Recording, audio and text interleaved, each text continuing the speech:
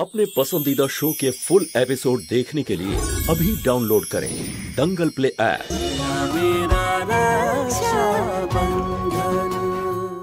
আমি মা হতে পারবো শিবা।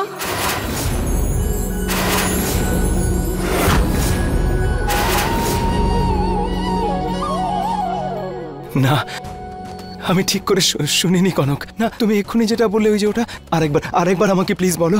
তুমি মা? শিবা, আমি মা হতে পারবো। আরে কনক, কনক, তুমি এত কষ্ট সহ্য করেছো, আর সত্যি সেই কষ্টের জন্য দায়ী আমিও। আর এই কষ্টটা আমাকেও কুরে কুরে খাচ্ছিল কনক। কিন্তু এখন আমি খুব খুশি আমি কনক। মনে হচ্ছে আমাদের জীবনে আবার খুশি ফিরে এসেছে, সবকিছুই আবার আগের মতো হয়ে যাবে, আমাদের স্বপ্ন পূরণ হবে কনক। মন তো হালকা হয়ে গেছে, কিন্তু এখন নিজের কাঁধটা শক্ত করে ফেলো শিবরাজ, কারণ আমি তোমার এই দুই কাঁধে দুটো ছোট ছোট শিবা দেখতে চাই। আর যদি তাই হয় তো দুটো কেন, চারটে নয় কেন? কারণ আমিও যে তোমার মতো দুজন ছোট্ট কনককে চাই। শিবা, আমার মনে হয় যে আমাদের এবার আবার চেষ্টা করা উচিত। ঠিকই বলেছ তুমি, আমাদের খুশির সময়।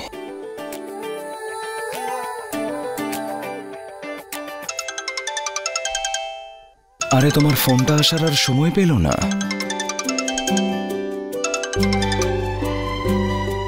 ইয়া হ্যালো কনক, তুই শিবাকে এই ব্যাপারে বলেছিস? হ্যাঁ, বলে দিয়েছি।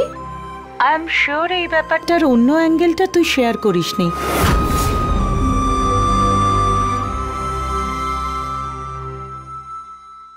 কনক, তুই এই ব্যাপারটা খুব লাইটলি নিচ্ছিস। হ্যাঁ, আমি বলেছি তুই মা হতে পারিস, কিন্তু এতে তোর প্রাণ সংশয় আছে, 90% চান্সেস আছে। আর এই সিচুয়েশনে যদি তুই মা হোস, তাহলে ডেলিভারির সময় তুই মারাও যেতে পারিস। কনক, তোকে সব সত্যিটা শিবাকে বলতেই হবে। চাঁদনি, আমি শিবার কাছে কিছুই লুকোই না, আমি ওকে জানিয়ে দিয়েছি। Don't worry. Okay.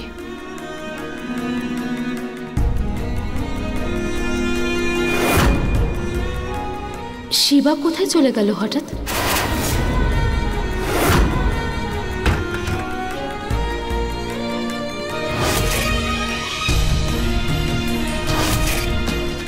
K phone করেছিল কনক? আমি তোমাকে পুরো সত্যিটা জানাইনি, আর আমি আমাদের দুজনের মধ্যে এমন কোনো কথাই আর আসতে দেব না যা আমাদের আনন্দ কেড়ে নেয়। ওই আমাদের প্রতিবেশী শ্যামা আছে না, ও ফোন করেছিল।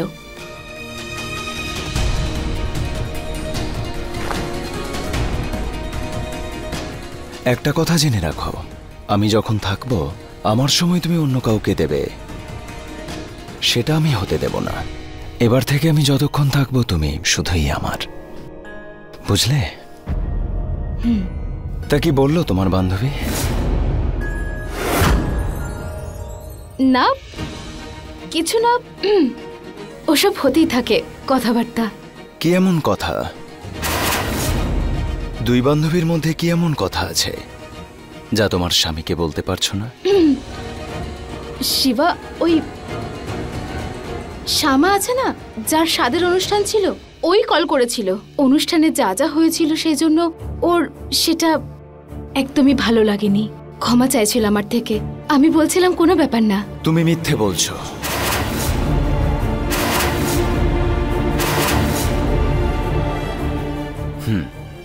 এমনটা তুমি তখনই করো কনক, যখন আমার কাছে কোনো কথা লুকো। আমি জানি কনক, কিছু একটা আছে যা তুমি লুকোচ্ছ। যাই হোক, তুমি সত্যিটা বলো, নইলে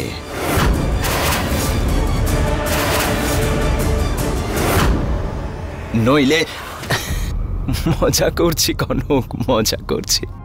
আমি দেখছিলাম আমার এই নকল রাগ দেখে তুমি কি করো। তুমি যে ভয় পেয়ে গেছো। শিবা, চিন্তা করছো কেন? আচ্ছা, তুমি তোমার বান্ধবীকে খুশির খবরটা দিয়েছো তো, যে তুমি এবার মা হতে পারবে? তুমি বলেছিলে না যে এবার আমাদের চেষ্টা করতে হবে? চলো তাহলে।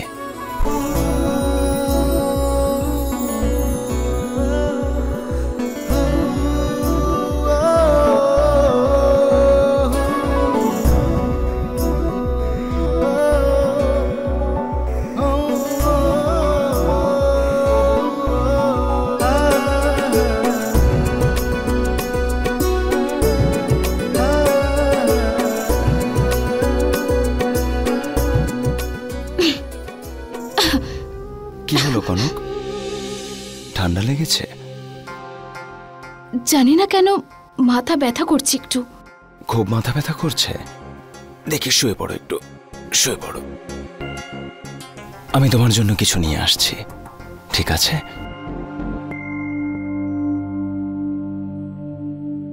সন্তান হওয়ার আশায় শিবার মুখে যে খুশি দেখতে পাচ্ছি, সেটা আমি আমার নিজের প্রাণের ঝুঁকির কথা বলে কাটতে পারবো না।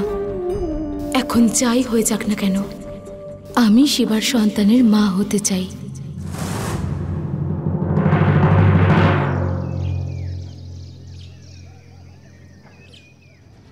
কি খবর বল। খবর চাঁদনী দেবীর ব্যাপারে শিবা দাদা। পুরনো শিব মন্দিরের পেছনে ওনাকে দেখা গেছে। যদি তাই হয় তাহলে এবার আরও বাঁচবে না।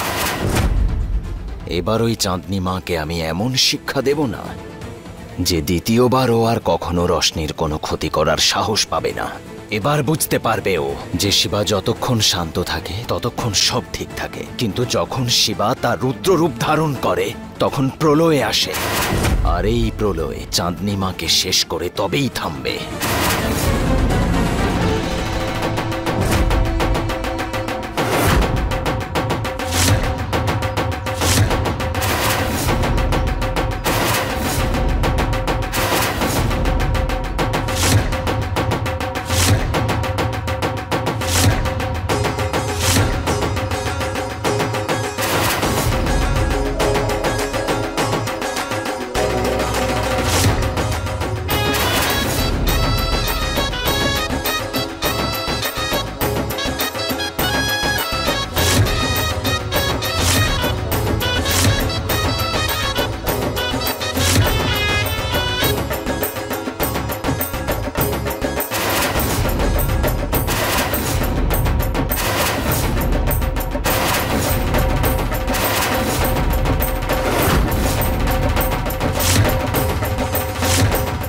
দাদা, এত বড় একটা উপহার, আর কি আছে এতে?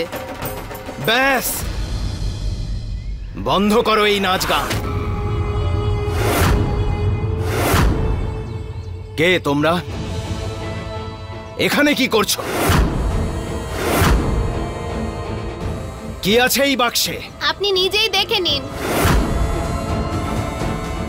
ঠিক আছে। না দাদা, না শিবা, জানি না কেন মনে হচ্ছে যে এতে কোনো বিপদ হতে পারে। তাছাড়াও আমার মন ভীষণ অস্থির হয়ে যাচ্ছে, যেন কোনো অঘটন হতে চলেছে।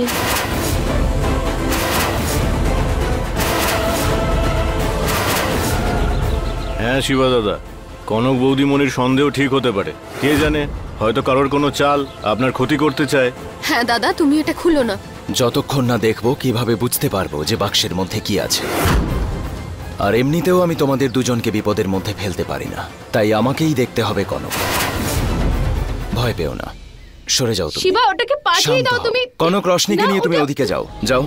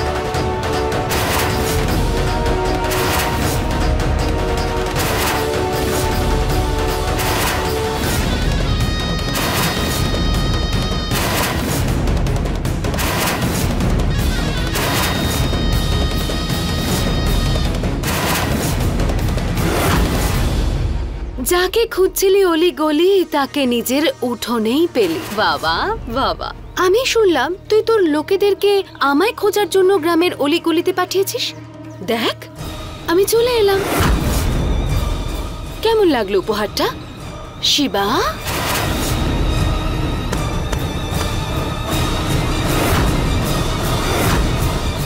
চাঁদনি মা, সেদিন তুমি আমার বোনের প্রাণ নেওয়ার চেষ্টা করেছিলে, তারপরে সাহস কি করে হয়েছে এই বাড়িতে পা রাখার? আজ তোমাকে আমি শেষ করে দেব। দাদা ছাড়ো ওনাকে, ছাড়ো না দাদা। দাদা তুমি এর কোনো ক্ষতি করো না, তোমার কিন্তু জেল হয়ে যেতে পারে, আর আমি তোমাকে ছাড়া থাকতে পারবো না। দাদা বোঝো, তুমি ছেড়ে দাও না ওনাকে। দাদা ছাড়ো ওনাকে, আমার দিব্যি।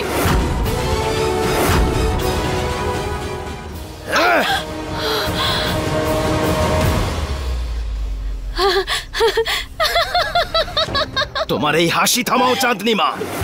আমার বোনকে খুনের চেষ্টার জন্য তোমাকে আমি জেলে পাঠাতে পারি। দাঁড়াও, এখনই আমি পুলিশকে ফোন করছি, তারপরেই বন্ধ হবে তোমার হাসি। আচ্ছা, কোন অপরাধে আমাকে ভেতরে ঢোকাবি?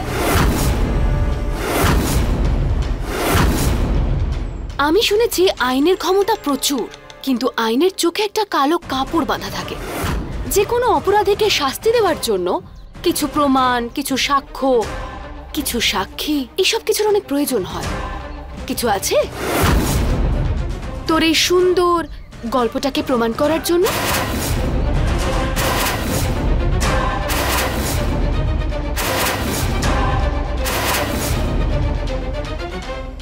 তোর বোনকে প্রাণে মারার যে চেষ্টা করেছে সেই চাঁদনি তোর সামনে দাঁড়িয়ে আছে। আমি এখান থেকে কোথাও যাব না, তোর যা করার করে নে। আর আজ আমি তোকে কথা দিচ্ছি যে তোর চোখের সামনে আমি তোর আর তোর এই বোনের জীবনটা নরকে পরিণত করব।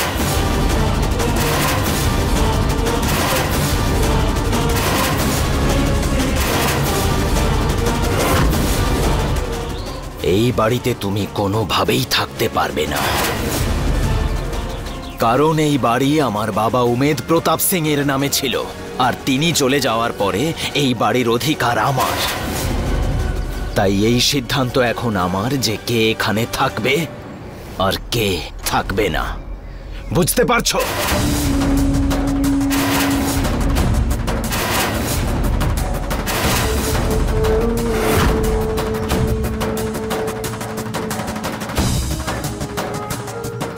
শিবা, এই বাড়ির অর্ধেকটা অংশ তোর আর অর্ধেকটা যশোদা দেবীর। আমি তো যশোদা দেবীর বাড়িতে ওনার অংশে ওনার পরিবারের সদস্যদের সঙ্গে থাকব, তাই না যশোদা দেবী?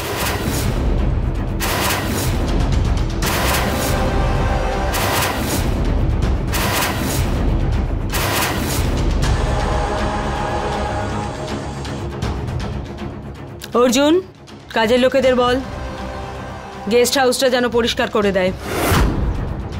চাঁদনি দেবী এখানেই থাকবে আমাদের সাথে।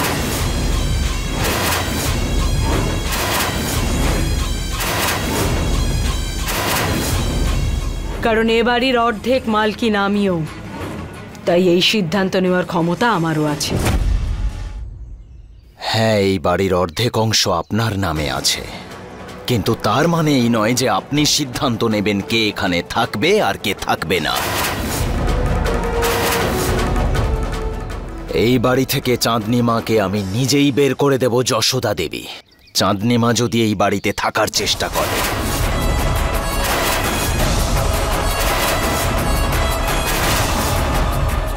এই মুহূর্তে বেরিয়ে যাও এখান থেকে।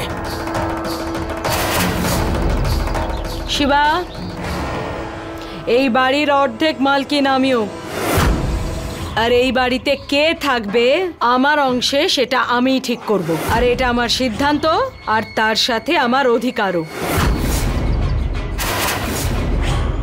আর এর পরেও তুই যদি নিজের মর্জি চালাতে চাস না, অথবা আমার অতিথিকে এই বাড়ি থেকে বের করে রাস্তায় ফেলে দিতে চাস, তাহলে আমি আইনের সাহায্য নিতে বাধ্য হব।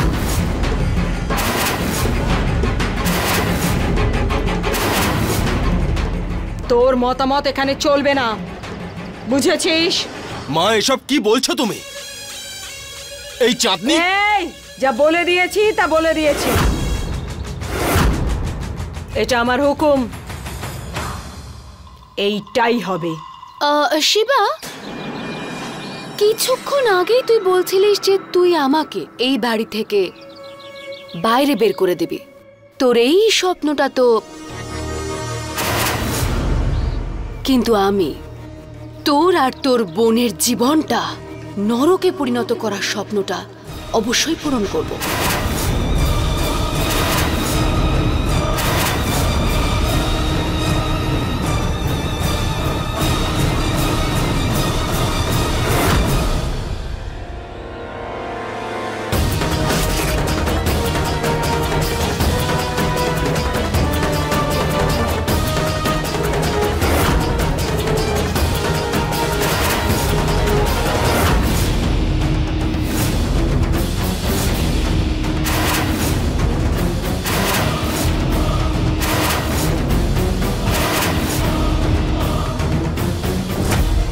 এই তো সবে শুরু হলো শিবা, এবার দেখতে থাক কি হয়।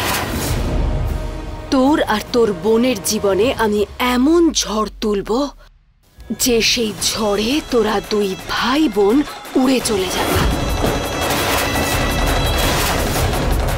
শিবা,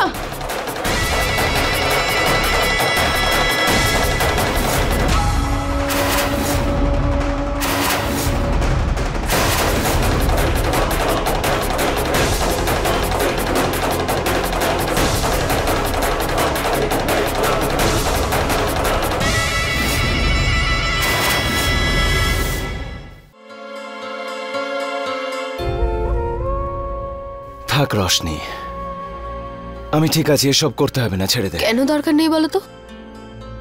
সব রাগটা তুমি হাতের ওপর মেটালে, কতটা রক্ত বেরিয়েছে। ঠিক আছে, যা খুশি কর তুই। আজকে যশোদা দেবীর আসল চেহারাটা সামনে এসেছে। উনি যে কি ধরনের মানুষ এখনো বুঝতে পারছি না। একজন মহিলা যে তার বৌমাকে কদিন আগে খুন করতে চেয়েছিল, সেই মহিলার সাথে নিজের সুবিধের জন্য হাত মিলিয়েছেন তিনি। তবে অর্জুনকে দেখেই মনে হচ্ছিল যে ওর মায়ের সিদ্ধান্তে ও একেবারেই খুশি হয়নি।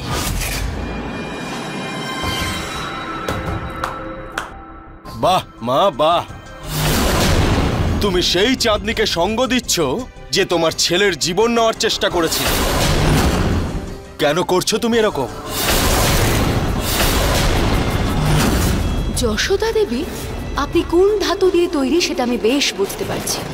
আপনার সব রহস্য আমি জানি, তাই আপনি আমাকে সাহায্য করবেন যাতে শিবা বাধ্য হয়ে যায় আমাকে এই বাড়িতে থাকতে দিতে। না হলে আমি বাধ্য হব সবার সামনে আপনার মুখোশটা খুলে দিতে। না হলে বলে দেব যে আপনি কে আর আপনার উদ্দেশ্য কি। চাঁদনির কি উদ্দেশ্য সেটা আমি জানি। ও আমাকে আগেই বলে দিয়েছিল যে ও রোশনিকে মারতে চায়। ও রোশনিকে মারার চেষ্টা করেছিল, আর তুই ওকে বাঁচানোর জন্য নিজের প্রাণ সংকটে ফেলেছিলি। ও তোকে মারতে চায়নি।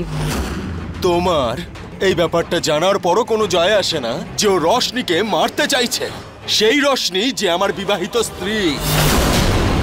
আর আমি এটা জিজ্ঞেস করছি তোমায় যে তোমায় কে এটা অনুমতি দিয়েছে আমার আর রোশনির এই সম্পর্কটাকে বিবাহ বিচ্ছেদের পর্যায়ে আনা? দাদা, আজকে আমারও মনে হয়েছিল যে অর্জুন ওর মায়ের সিদ্ধান্তে ঠিক খুশি হয়নি। জানো, কখনো কখনো মনে হয় যে ও একদমই খারাপ মানুষ নয়, অন্যদের কষ্ট বুঝতে পারে ও। কিন্তু বাইরে থেকে এমন দেখায় যেন ও ভীষণ কঠোর, কিন্তু ভিতর থেকে ওর মনটা না মোমের মতো, খুব ভালো। ও কারোর খারাপ চায় না, কিন্তু আমার সাথে হয়তো খারাপ ব্যবহার করে ঠিকই, কিন্তু এত কিছুর পরেও আমার ওর ব্যবহারে খুব একটা খারাপ লাগে না।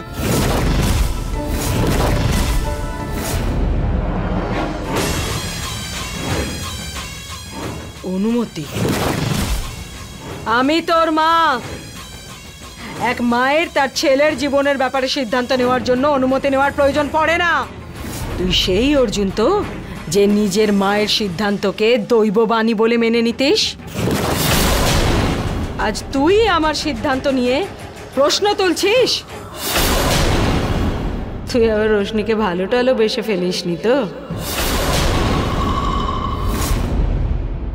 একটা কথা বল রোশনি, তুই কি অর্জুনকে তোর স্বামী হিসেবে স্বীকার করে নিয়েছিস? না দাদা, ওর মধ্যে মনুষ্যত্ব আছে ঠিকই, কিন্তু তার মানে এটা নয় যে আমি ওকে মন থেকে স্বামী বলে মেনে নিয়েছি। যে পরিস্থিতিতে আমাদের বিয়ে হয়েছিল তারপরে দাদা আমি ওকে মন থেকে স্বামী হিসেবে মেনে নিতে পারছি না, কখনোই না। যতই লুকোনোর চেষ্টা কর, কিন্তু অর্জুনের ভালো মনের পরিচয় কোনো না কোনোভাবে ঠিক বোঝা যায়। শুধুমাত্র মায়ের সামনেও কথা বলতে পারে না। ছাড়, আমার ভালো লাগছে যে সেটা এখন রোশনিও বুঝতে পারছে। ভুলে যাস না, আমাদের এখানে আসার উদ্দেশ্য কিন্তু প্রতিশোধ নেওয়া। তুই এইসব প্রেম ভালোবাসা স্বামী স্ত্রীর খেলার মধ্যে পড়িস না অর্জুন।